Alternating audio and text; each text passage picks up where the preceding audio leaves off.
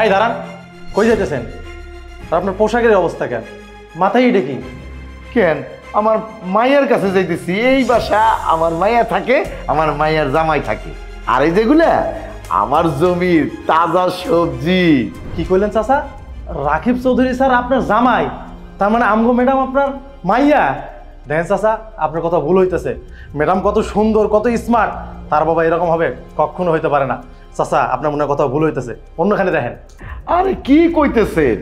আমার মায়ের জন্য, আমার মায়ের জামাইয়ের জন্য আমি এই সবজিগুলো নিয়ে আইছি। ওরা শহরে থাকে, এই তরতাজা সবজি খাইতে পারে না, সেই জন্য তো আমি আইছি।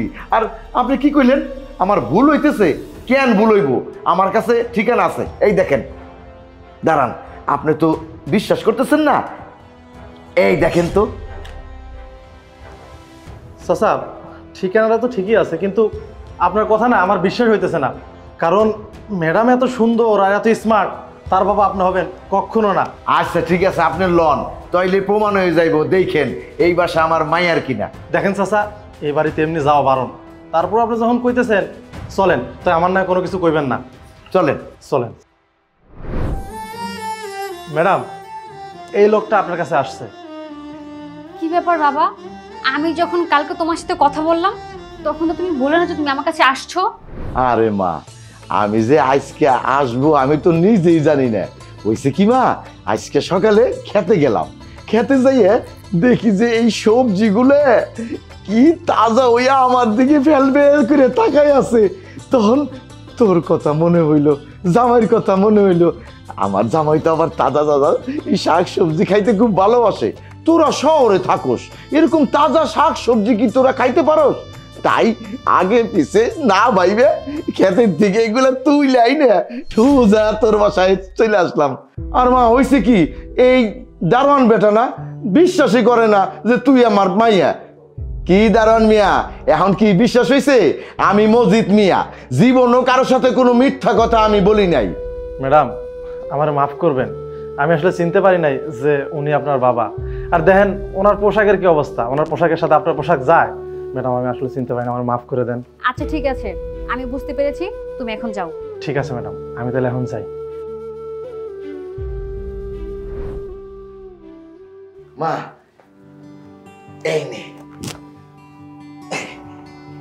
একেবারে ক্ষেতের তরতাজা সবজি আমার নিজ হাতে আমি তুইলে নিয়ে আইছি।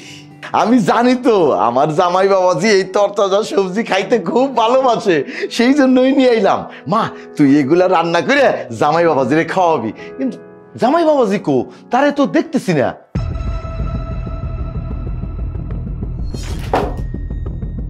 বাবা, তোমাকে আমি কি বলেছিলাম যখন আমি গ্রামে গিয়েছিলাম? হুটহাট করে তুমি আমার শ্বশুরবাড়িতে আসবা না। আর তোমার যদি একান্তই প্রয়োজন হয় আমার শ্বশুরবাড়িতে আসার, তুমি আমাকে বলতে পারতা, আমি গিয়ে তোমাকে নিয়ে আসবো। আর আসছো তো আসছো, এই কী সব পরে আসছো? কিছুদিন আগে না তোমাকে আমি ভালো পোশাক কিনে দিয়েছি, সেখান থেকে তো ভালো একটা পোশাক পরে আসতে পারতাম। আর তোমাকে কি আমি ফোন দিয়ে বলেছি আমার হাজবেন্ড সবজি খেতে চেয়েছে? আর এসব সবজি আমরা খাবো তো দূরের কথা, আমাদের বাড়ির কাজের লোক তো সে সবজি খাবে না। তোমার সংসারে জন্মগ্রহণ করে ছোটকাল থেকে আমার জীবনটা একদম তেজপাতা হয়ে গিয়েছে। না পেয়েছি একটু সুখ, না পেয়েছি শান্তি। বিয়ের পর এখন একটু সুখে শান্তিতে ঘর করছি, এটা তোমার সহ্য হচ্ছে না। আর সহ্য হবে কি করে? আমি যে তোমার মেয়ে এটা তোমার সবাইকে জানাতে হবে, তাই না? একটা কাজ করো, একটা মাইক নিয়ে আসো, বাড়ির সামনে গিয়ে বলতে থাকো এই বাড়ির মালিকের বউ আমার মেয়ে। মারে, আমি বুঝতে পারি নাই যে আমি তোরে যদি মেয়ে পরিচয় দেই তোর মান সম্মান থাকবে না। আমি যদি আগে বুঝতে পারতাম তাহলে আর আমি তোকে মেয়ে পরিচয় দিতাম না রে মা। এখন আমি দারোয়ানের সামনে কিভাবে মুখ দেখাবো? দারোয়ান আগে আমাকে যে সম্মানটা দিয়েছিল এখন থেকে আর তা দিবে না। আর দারোয়ান সবার কাছে বলে বেড়াবে রফিক স্যারের বউ একজন কৃষকের মেয়ে। তোর মা মৃত্যুর পর তুই ছিলি আমার একমাত্র বেঁচে থাকার অবলম্বন। একটি রায় তো আমি তোরে ছাড়া থাকি নাই রে মা। তোর চেহারাটা ভাইসে উঠলো তাই আমি থাকতে পারলাম না। যেইভাবে ছিলাম, যেই কাপড় পরা ছিলাম সেই কাপড় পরেই আমি সুইটে চলে আইছি মা। আমি বুঝতে পারি নাই রে মা, মেয়ের কাছে বাবা আসতে অনুমতি লাগে। যদি আমি আগে জানতাম তাহলে আমি তোর অনুমতি নিয়ে আমি তোর কাছে আসতাম মা। আমার ভুল হয়ে গেছে রে মা। বাবা, তুমি তোমার এসব নেকাকানা বন্ধ করো আর এসব নিয়ে এখান থেকে চলে যাও। আমি চাই না দারোয়ানের সামনে আমি যেরকম অপমান হয়েছি, আমার হাজবেন্ড বাসায় আসলে আমি সেইভাবে অপমান হই। এই শাক সবজি নিয়ে আর কখনো আসবে না। আর যদি আসো তাহলে আমার অনুমতি নিবা, আর অনুমতি ছাড়া যদি তুমি আসো তাহলে তুমি মনে মুখ দেখবা। না রে মা, না, ভুলেও তুই ওই কথা মুখ দ্বার পার করিস না মা। তুই তো আমার সব। আমি আমি কখনো তোর অনুমতি ছাড়া এই বাড়িতে আসবো না মা। আমি দোয়া করি তুই ভালো থাক, তুই সুখে থাক, 1000 বছর আল্লাহ তোর হায়াত দারাজ করুক। তুই ভালো থাক মা, তুই ভালো থাক। দাঁড়ান মজিদ আঙ্কেল, আপনি কোথায় যাচ্ছেন? আপনি কোথাও যাবেন না, আপনি দাঁড়ান। তুমি অফিস থেকে কখন আসলে? আমি তো বুঝতেই পারিনি। বাবা আসলে কিছু কাজের জন্য ঢাকা এসেছে, সেজন্য আমার সাথে দেখা করতে আসছে।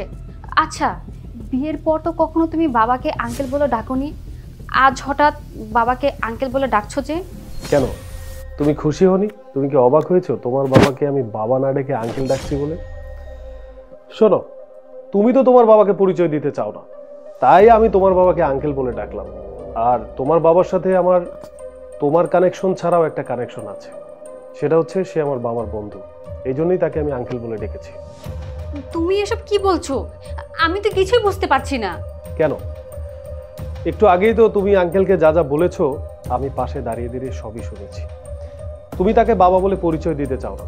বাবা বলে পরিচয় দিলে তোমার মান সম্মানে লাগে, আর দারোয়ানের সামনেও তুমি ছোট হয়ে যাবে, এটাও তুমি বলেছো।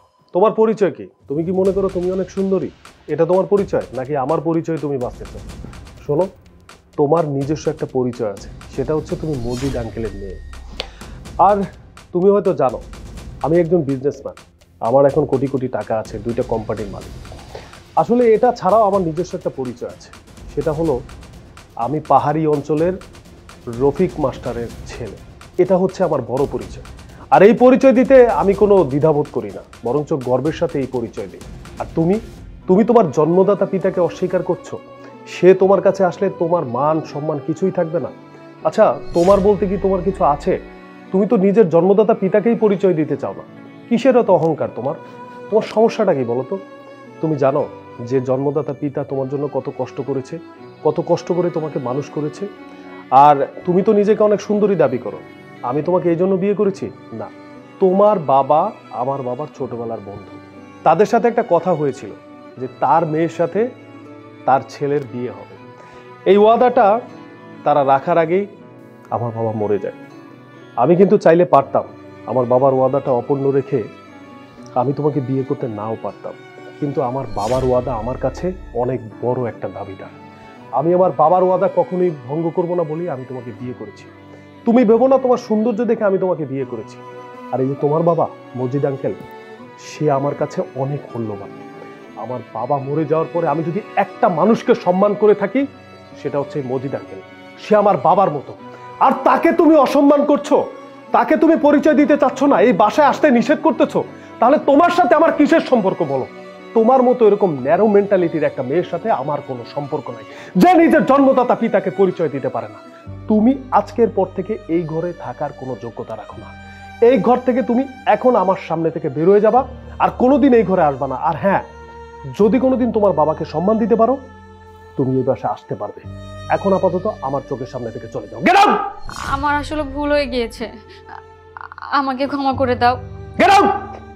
না বাবা, না, আমার মায়ের ছোট মানুষ, কি বা বুদ্ধি হয়েছে, ও না হয় একটা ভুল করেই ফেলাইছে, ওরে তুমি মাফ করে দাও।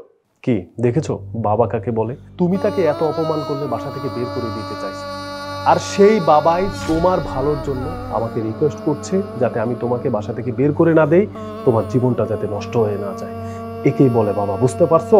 বাবা, বাবা, তুমি আমাকে মাফ করে দাও বাবা, আমি অনেক বড় ভুল করে ফেলেছি বাবা, তুমি আমাকে মাফ করে দাও বাবা। ওঠ ওঠ মা, সন্তানটা ভুল করতে পারে তাই বলে কি বাবা মা সন্তানের উপর রাগ করে থাকে না? ও বাবা, তোমরা মাফ করে দাও, তোমরা সুখী হও, তোমরা সুখী হইলে তো আমি সুখী বাবা।